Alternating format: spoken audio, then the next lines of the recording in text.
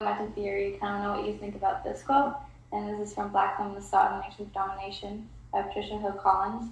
And she says that to minimize the differences between the cultural context of African American communities and the expectations of social institutions, some women dichotomize their behavior and become two different people.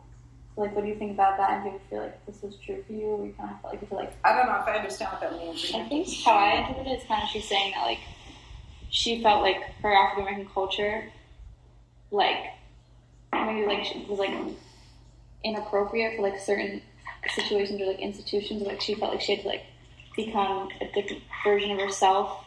Never. I belong to Black Women Lawyers Langston Bar Association. There's several African American attorneys and judges and commissioners, and no, I've never had to be someone different or act different. Or, no, never.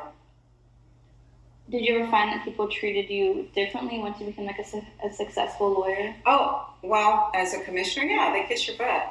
Because I have my own courtroom. I make all the decisions. I'm in charge. And yeah, they do. They kind of kiss your butt and like, oh, that's so great. Oh, that's so wonderful. Oh, you know, it kind of comes with the territory. And you're born.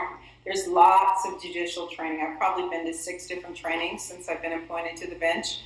And you just have to be humble, take it in stride, and do the best job you can. I'm not there for people to like kiss my butt or praise me. I'm there to make sure the best interests of children are being addressed. So. And then, like, with the work you do, I feel like it's going to go more into like when you're helping people like go to school.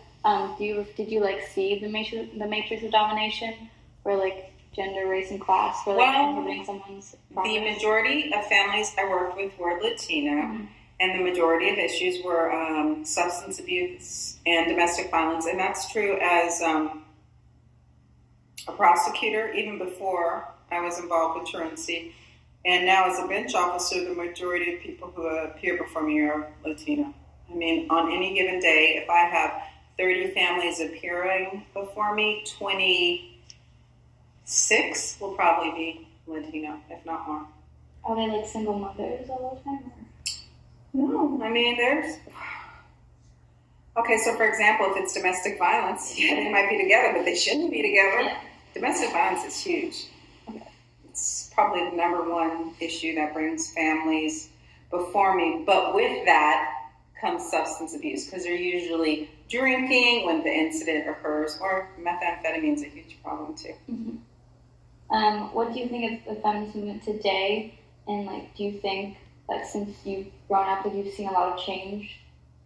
I think people are making a bigger deal now about women having power and women's rights and equal playing field, especially with this Harvey Weinstein incident in terms of women feeling so targeted and pressured. I mean, they want to excel in their field, and they feel like, oh my gosh, we have to put up with this inexcusable behavior on the part of men in order to thrive in our field. So I feel like it's more prevalent, it's more vocalized, it's more on the forefront.